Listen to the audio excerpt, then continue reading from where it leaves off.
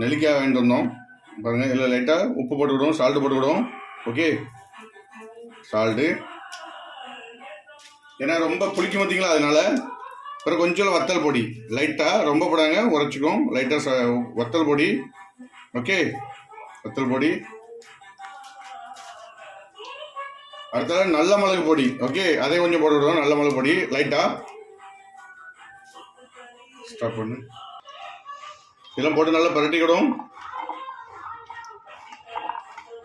அடுத்தது புதினா, மல்லி. புதினாவும் மல்லி இருக்கலாம், பச்சை மல்லி, அதையும் நம்ம அரைச்சி வச்சுருக்கோம். அதை கொஞ்சம் இடும்.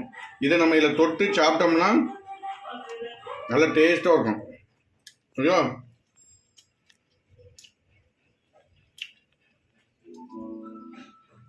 இந்த புதினா கொத்தமல்லி சட்னிக்கும் இதுக்கும் ரொம்ப டேஸ்ட்டாக இருக்குது. நீங்கள் சாப்பிட்டு பாருங்கள். இந்த புளிப்பை எடுத்தது ரொம்ப அருமையாக இருக்குது. நீங்கள் சாப்பிட்டு பாருங்கள்.